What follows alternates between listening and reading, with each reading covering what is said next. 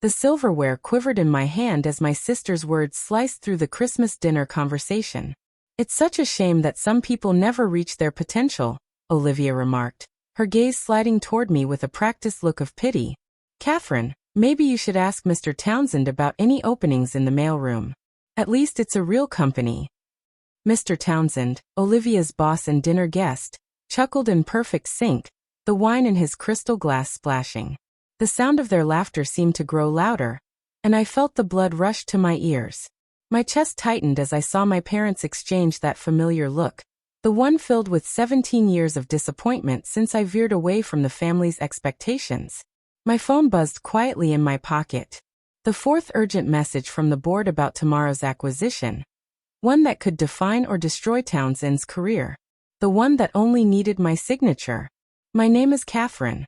I'm 32. And this is the story of how I stopped hiding my success from the family that only saw me through the lens of my failures. I hadn't intended to reveal anything tonight. For the past 5 years, I'd carefully cultivated an image of mediocrity. A modest teaching job, a struggling apartment, and a second-hand Honda. Meanwhile, I had been quietly building Summit Enterprises into a global giant, one that had covertly acquired Townsend's company through a subsidiary last quarter, completing the full merger just over a year ago. "The garage is all set up for you, Kathy," my mother said, snapping me out of my thoughts. "We put a space heater in there since Amanda needs the guest room. She's pregnant, you know," she added, as if pregnancy somehow made her more deserving of basic hospitality. The table fell silent, with relatives pretending not to eavesdrop, but clearly catching every word. This was their yearly entertainment. Watching Catherine be put in her place.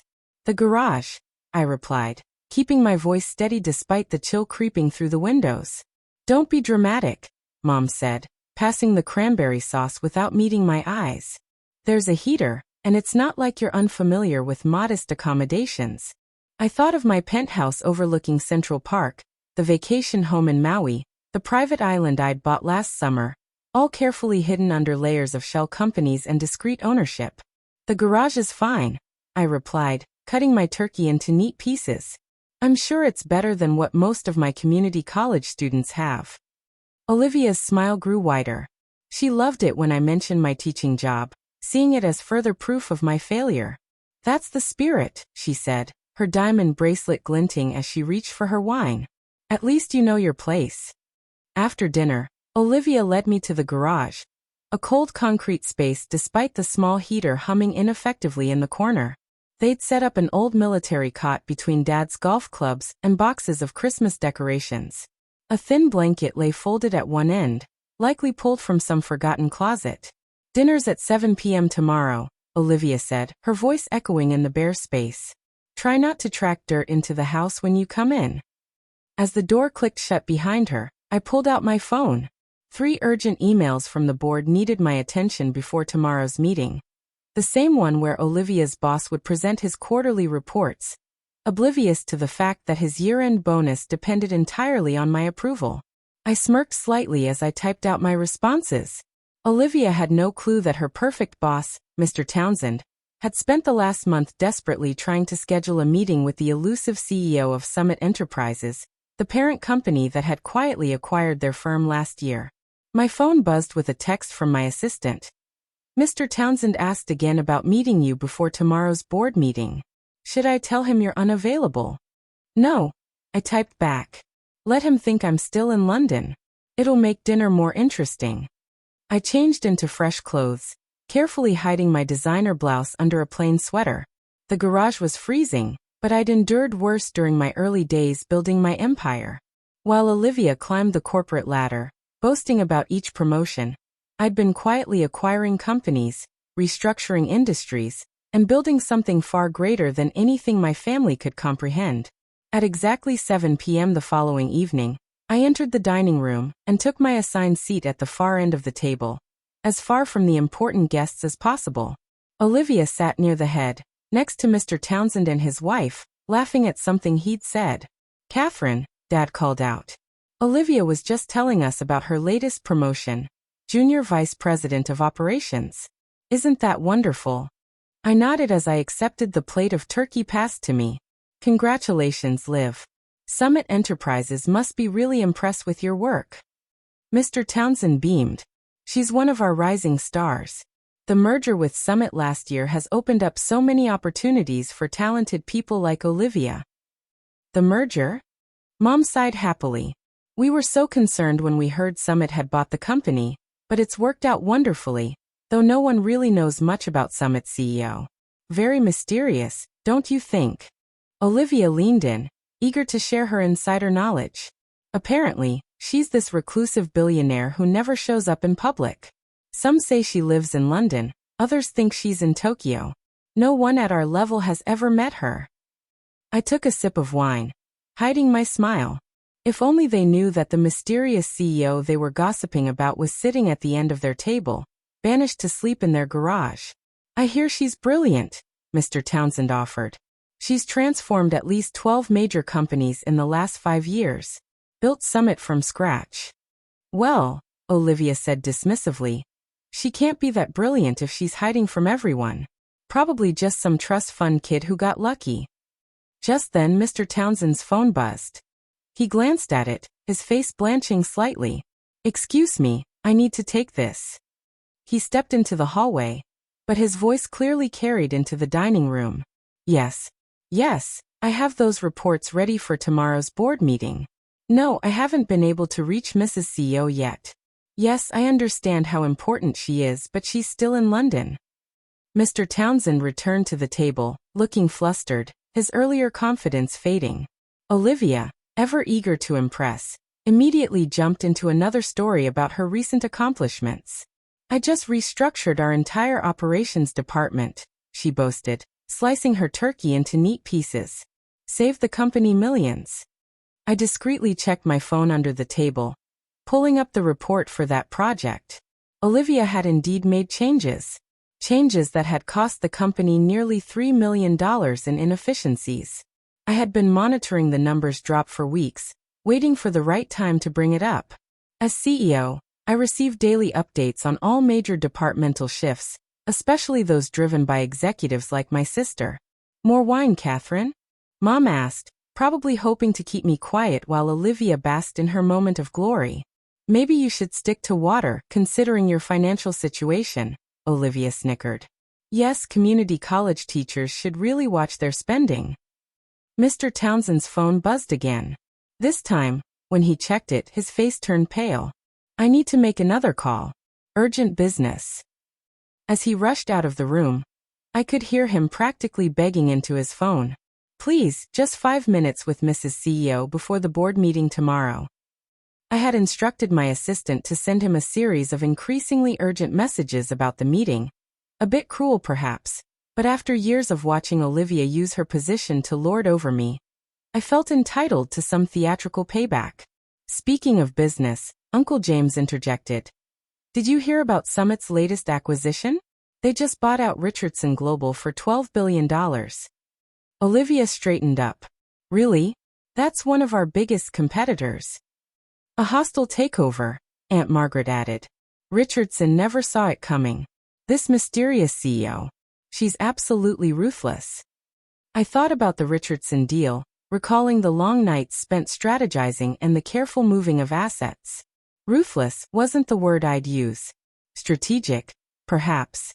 Determined, definitely. Mr. Townsend came back, looking like he might faint. Mrs. CEO is calling an emergency pre-board meeting tomorrow at 7 a.m. All department heads must attend. Olivia's fork clattered against her plate. What? But tomorrow's Christmas. She doesn't care, Mr. Townsend replied weakly. She's reviewing all recent operational changes.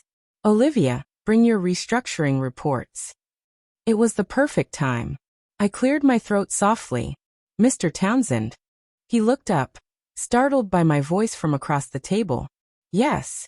The meeting's actually at 8 a.m., not 7, and Olivia won't need her reports.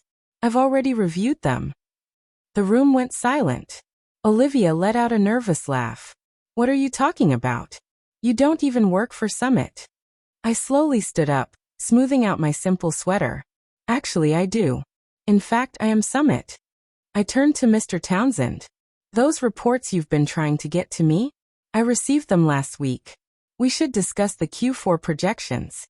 They're off by about $30 million. Mr. Townsend's mouth opened and closed like a fish out of water.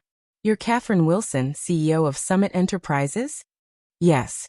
I smiled, enjoying the way Olivia's face drained of color. Though most people just call me Mrs. CEO. Mom's wine glass slipped from her fingers, spilling red across the white tablecloth. No one moved to clean it. This is a joke, Olivia whispered. It has to be.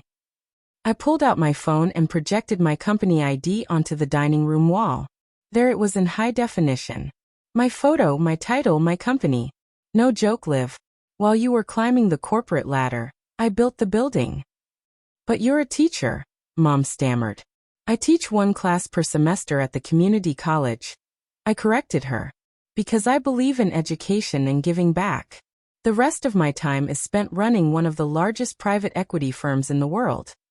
Olivia pushed back from the table, her chair scraping against the floor. You can't be.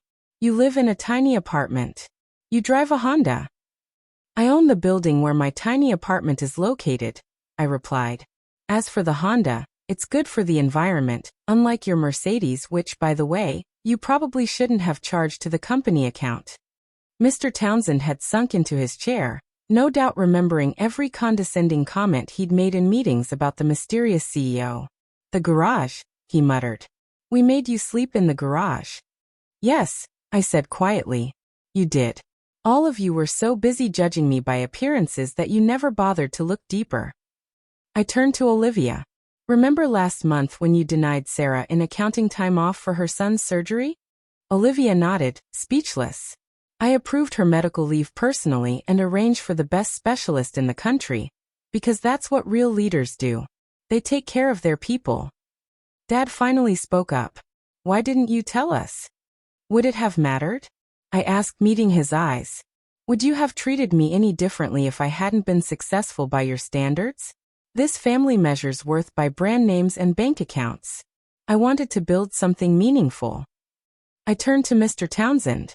The board meeting tomorrow will proceed as scheduled.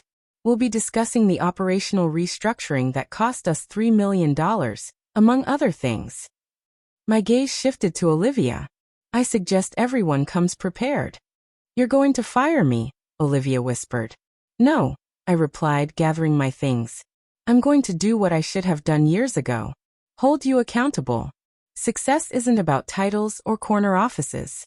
It's about integrity, innovation, and actual results. I headed toward the garage to grab my bag. Behind me, chaos erupted. Mom's protests, Olivia's denials, Mr. Townsend's frantic phone calls. One more thing, I said, pausing at the door. I won't be sleeping in the garage tonight. I have a suite at the Four Seasons, which I own, by the way. Merry Christmas.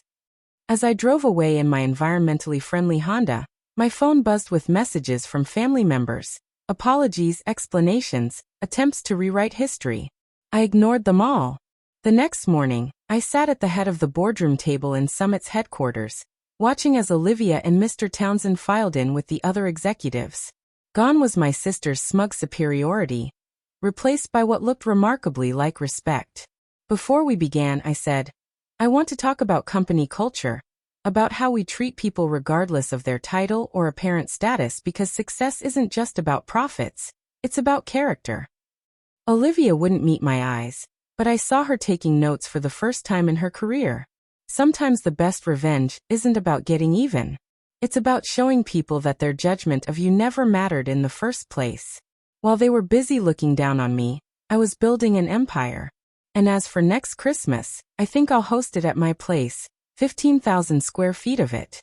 Let them sleep in the garage.